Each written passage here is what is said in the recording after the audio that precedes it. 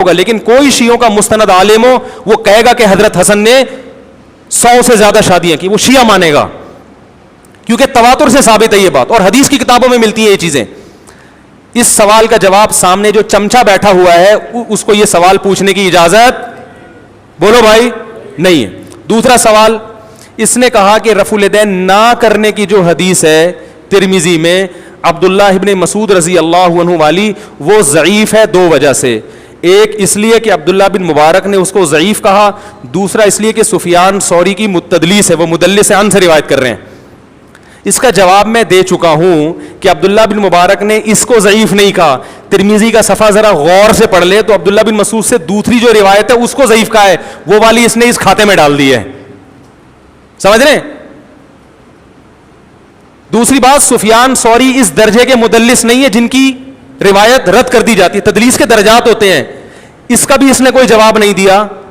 اور پھر میں نے کہا یہی وجہ ہے کہ امام ترمذی جو امام بخاری کے شاگرد ہیں انہوں نے اس حدیث کو صحیح قرار دیا ہے, ایک نسخے میں صحیح اور ایک میں حسن.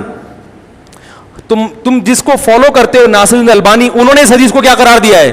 صحیح قرار دیا. پی گیا. سامنے جو چمچا بیٹھا ہے اسے اجازت نہیں ہے کہ 1 سال ہو گیا میرا یہ جواب دیے ہوئے, لیکن چمچے کو اجازت نہیں ہے کہ 1 سال سے میرا یہ سوال گھوم رہا ہے, اجازت نہیں ہے کہ یہ والا سوال مجھ سے, بولو بھائی, پوچھ لو. ٹھیک ہے نا؟ میں نے کہا تھا کسی حدیث میں نہیں ملتا کہ عورت آہستہ لبیک کہے گی, عورت آہستہ صفا مروہ کی سعی نہیں کرے گی. اس نے کہا کہ یہ لو مفتی صاحب حوالہ, کلپ کا نام ہی یہ رکھا ہے. میری تصویریں لگا لگا کے تو اپنے آپ کو پروموٹ کرتا ہی ہے. کبھی مفتی تقی صاحب کی تصویر لگی ہوگی, کبھی مولانا طالب میں, کبھی میری تو لگی ہوگی. تو اس کا میں نے سوال کہ کوئی حدیث نہیں, تو حدیث کے بجائے صحابہ کے آثار پیش کر دی. عبداللہ بن عمر کا ارشاد, اور وہ بھی ضعیف. ابن جریج مدلس عن سے روایت کر رہا ہے. اس سوال کا جواب سامنے جو چمچا بیٹھا ہے اسے پوچھنے کی اجازت. اور میں نے کہا تھا اس پر اجماع ہے کہ عورتیں مرد, امام حنیفہ بھی, امام شافعی بھی, امام مالک بھی, امام احمد بن حنبل بھی قائل ہیں. چاروں فقہ کی, چاروں ائمہ سے جو تواتر سے جو ان کی کتابوں میں نقل چلا آ رہا ہے وہ یہی ہے کہ عورت سمٹ کے نماز پڑھے گی. اجماع خود ایک دلیل ہوتی ہے. اجماع امت خود کیا ہے؟ ایک دلیل ہے. اس کا جواب یہ دیا کہ دیوبندی بریلیوں کا اجماع ہے. اب یہ امام حنیفہ, امام شافعی ایک دیوبندی بریلیوں کا, اور امام بخاری ایک روایت لے کر آئے کسی تابعیہ یا صحابیہ سے کہ وہ مردوں کی طرح نماز پڑھتی تھی, بس اس کے علاوہ کوئی روایت نہیں ہے. اب دیکھو امام بخاری کے الفاظ کہ وہ مردوں کی طرح پڑھتی تھیں, اس سے پتہ چلا کہ اس زمانے میں عورتیں اور مردوں کی نمازیں الگ الگ تھیں. خود اتنی سینس ہوتی نا انجینئر میں, جو جس کو اللہ نے پنکھے ٹھیک کرنے کے لیے پیدا کیا ہے, اتنی سینس ہوتی تو کہتا یہی حدیث دلیل ہے کہ عورتوں کی نماز الگ ہے, مردوں کی الگ ہے. صحابہ تابعین, کیونکہ امام بخاری تابعین اور صحابہ کے دور کی بات کر رہے ہیں کہ وہ فلاں خاتون مردوں کی طرح پڑھتی تھی. ہاں تو پتہ چلا وہ دونوں, اگر وہ ہوتا تو کہتے ہیں بھائی جیسے سب پڑھتی تھی ویسے وہ بھی پڑھتی تھی, الگ سے کیا. تو نہ وہ مشہور شعر ہے نا, کہنے کا دل تو نہیں چاہ رہا لیکن کہہ رہتے ہیں, نہ خنجر اٹھے گا نہ تلوار ان سے, یہ بازو میرے آزمائے ہوئے ہیں. وہ پڈا کیا نا کسی نے, بولا نہ خنجر اٹھے گا نہ تلوار ان سے, یہ بازو میرے آزمائے ہوئے ہیں. اور پوچھ لوں؟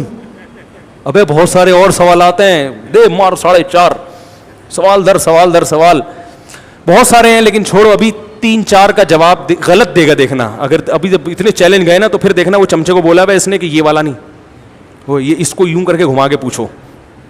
ایک آدمی نے مجھے بتایا کہ میں اس کو جو ای میل کرتا ہوں سوال میں, یا کوئی میں سوال بھیجتا ہوں تو یہ اس میں سے کاٹ چھاٹ کر کے اپنے حساب سے بنا کے اس کا جواب دیتا ہے. یہ بالکل ایسے ہے جیسے ایک حکیم صاحب, وہ گئے کسی کے پاس, وہ ایک مریض حکیم صاحب کے پاس گیا, پھنسی تھی اس کے.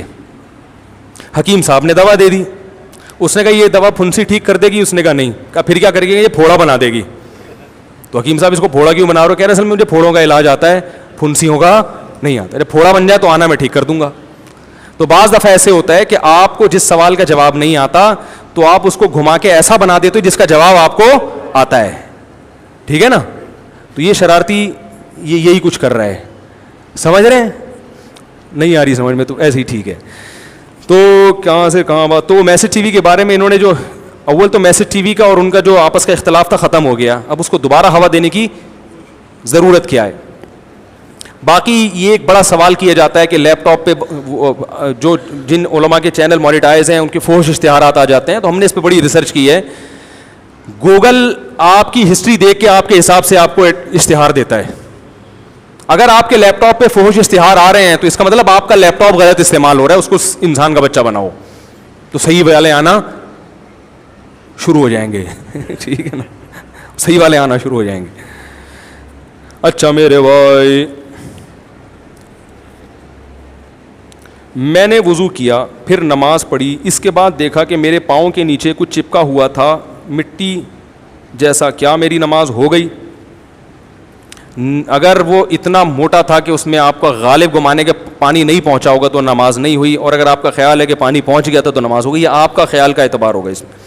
جب فجر کی نماز قضا ہو جائے تو بعد میں فجر کی نماز ہاں وہ مفتی تقی عثمانی صاحب کا احترام جو ڈاکٹر ذاکر نائک صاحب کرتے ہیں یہ پورا آ جانا چاہیے.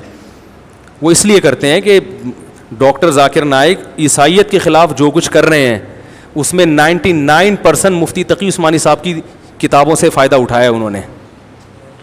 بات آ رہی ہے سمجھ میں؟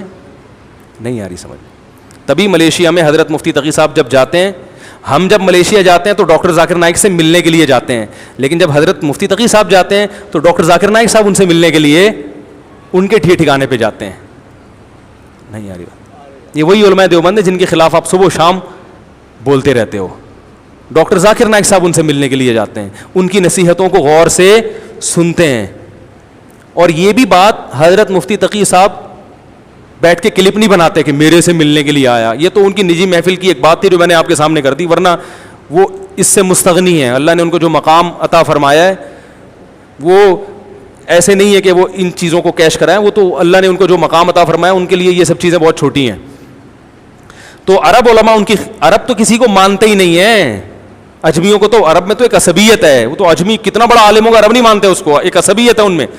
لیکن حضرت اقدس مفتی تقی عثمانی صاحب کی علمیت کا لوہا اللہ نے منوایا ہے, وہ ماننے پر مجبور ہوئے ہیں. یہ آئمہ حرمین, مسجد نبوی کے امام, مسجد حرام کے امام اور سعودیہ کے بڑے بڑے قاضی, یہ حضرت مفتی تقی عثمانی صاحب کی مجالس میں شرکت کرتے ہیں. کئی دفعہ کیے انہوں نے, ان کی صحبت میں آگے بیٹھے ہیں. مجمع الفقہ الاسلامی جس میں 100 کے قریب ممالک کے علماء تھے, اس کے رئیس 5 سال رہے مفتی تقی عثمانی صاحب. مکہ جو مفتی تھے نا وہ حضرت مفتی تقی صاحب کے نائب رہے ہیں. نہیں آ رہی بات میرا خیال ہے. تو یہ اللہ نے مقام کس کو عطا کیا؟ یہی بر صغیر کے علماء کو, جن کو دیوبند کہا جاتا ہے اور جن کے خلاف آپ صبح شام کیا بناتے ہو, کلپ. دوسرا جو جس تبلیغی جماعت کی آپ تعریفیں کرتے ہو وہ بھی بنیاد کس نے رکھی ہے؟ پرسوں جو اہل حدیث آئے ملاقات کے لیے, کافی دیر ہماری گپ شپ ہوئی, وہ ایک بات کی انہوں نے کہا دیکھیں میں لندن میں رہتا ہوں